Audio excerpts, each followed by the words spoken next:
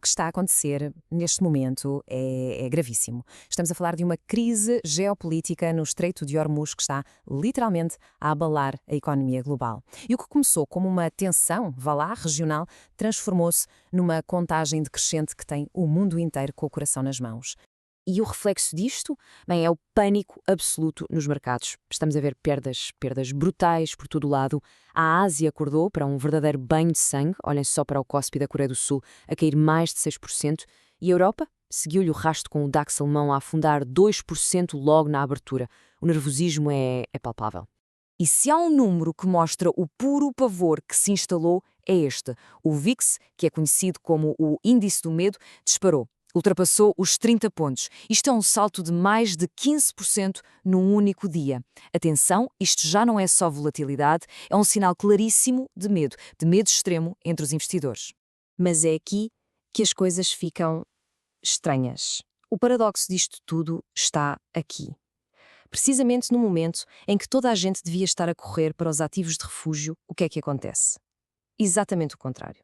Ouro e prata, os portos seguros por excelência, estão em queda livre. Quedas de quase 10%. Não faz sentido, pois não. E essa é a grande questão, a pergunta que nos vai guiar nesta análise. Num cenário de incerteza máxima, com os mercados em pânico total, o que explica este comportamento do ouro, que à primeira vista parece completamente ilógico? Bem, a resposta, como vamos ver, é muito mais complexa e revela um jogo com peças muito, muito maiores. Ok, então para desvendar este mistério, temos de ir diretos ao epicentro geopolítico disto tudo. Vamos lá ver o que se passa num Estreito de Hormuz, onde está a decorrer um duelo de altíssimo risco. E no centro de toda esta tensão está um ultimato direto e sem rodeios. Os Estados Unidos deram 48 horas ao Irão. A exigência não podia ser mais clara: ou reabrem o Estreito ou preparam-se para uma ação militar que pode ser devastadora. A resposta do Irão não se fez esperar e foi terrivelmente simétrica. Reparem bem nisto. Os Estados Unidos ameaçam deixar 85 milhões de iranianos às escuras. O que é que o Irão faz? Ameaça atacar centrais de dessalinização, o que no Médio Oriente é basicamente uma sentença de morte por sede, e infraestruturas tecnológicas vitais em Israel e nos países vizinhos. É uma lógica de destruição mútua, com os civis apanhados no meio. Mas esperem, porque o Irão não se fica por aqui. A lista de possíveis retaliações só aumenta a parada. Ameaçam minar todo o Golfo Pérsico, atacar instituições financeiras e, talvez o mais assustador de tudo, usar mísseis com um alcance de 4.000 quilómetros. Façam as contas. Isto põe a Europa diretamente na linha de fogo. Pronto, já vimos o lado geopolítico e militar. Agora vamos perceber como é que isto tudo está a transbordar e a afetar a economia global. Porque, acreditem, isto não é só um conflito regional, é um incêndio que está a alastrar a uma velocidade assustadora. E se querem um número que resuma o potencial desastre económico, é este: $200. É este o preço que os analistas dizem que um barril de petróleo pode atingir se este confronto escalar para uma guerra aberta. $200 por barril, um valor que basicamente paralisaria a economia mundial e nos atiraria para uma crise energética como nunca vimos. Então, como é que chegamos a esse ponto? Bem, é uma reação em cadeia, quase como um dominó a cair. Primeiro, a escalada em Hormuz faz o petróleo disparar para esses tais $200. De seguida, isso, claro, alimenta a inflação em todo o mundo. E por fim, o que é que acontece? Os bancos centrais, como a Reserva Federal Americana, ficam completamente encurralados, numa posição impossível. E esta citação resume na perfeição o beco sem saída em que a Fed se encontra. Valer. A Fed encontra-se agora num ponto desconfortável em que qualquer movimento pode sair caro.